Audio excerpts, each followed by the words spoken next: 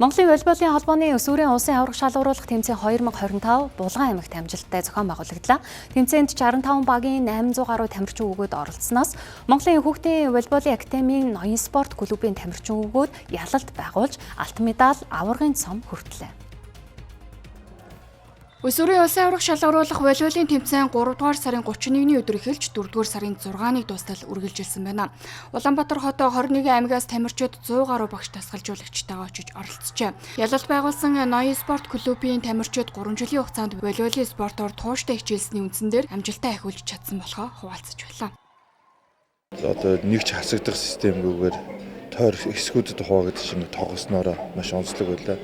Бидүүнс аваргын цомыг өргөтөл нийт 14 удаагийн тоглолт хийсэн байна. Тэгээ 14 удаагийн тоглолтоос 13 тоглолтод нь хожиж, нэг удаагийн тоглолтод нь хожигдсон байна. За тэр нь болохоор хэсгийн шатны нэг тоглолтод ингэж хожигдсон байгаа. Тэгэхээр нийтдээ биднээс ерөнхийдөө нэг 96 орчим хувийн одоо үзүүлэлттэйгээр аварга авах боломжийг хангасан гэж ойлгож байна. Яг сүүлч оног би өөрөө авсан болохоор амар сэтгэл өндөрөөсөө яг багийн лугаа ойролцохгүйгээд амар гоёсон. Тэгээд одоо яг манагийн зорилго гэвэл 5 сард болох идэрчүүлээ болсон аварга байгаа. Тэр нь ингээд ерөөсөө ах нартайгаа хамт орохгүй яг манайх зөвхөн өөртөөгөө баг яг энэ саяны аварга болдог багаар орно гэсэн. Тэгээд тэр тэмцээнд яг өөртөөгөө гаргаж чадах юугаараа хол явахыг хичээнэ л гэж бодож байгаа. 3 жилийн өмнөөс волейбол спортоор хичээлж эхэлсэн. Яагаад тэр энэ спортыг сонирхсан бэ гэх юм бол би өөрөө Булган хотыг тэгээд Булганд амар том барилга байдаг гэсэн. Тэгээд энэ дотор юу болдгийг болдоо гэж хэлсэн чинь спортын ордон байж таараа тэнд ингээд волейбол хэл орж таарч ирсэн.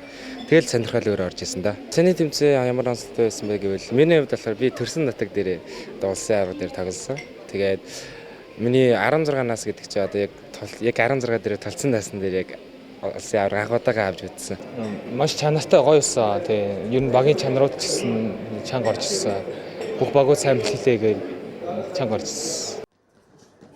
Монголын хүүхдийн волейболын академийн ноён спорт клубын тамирчид бүгд өөрсдийн чин хүсэл эрмэлзлээр энэ спортыг сонгосон байна. Өөрсдөө дуртай гэр бүл нь бүх цаг үед дэмждэг байх нь амжилт гаргахад чухлаар нөлөөлдгөө гэдэгт онцолж байлаа. Ноён спорт клубын тамирчид шиг волейболын спортоор өсөн дэвших хүсэлтэй хүүхэд багчуудыг аль болох бага наснаас хичээллэж эхлэхийг зөвлөж байлаа.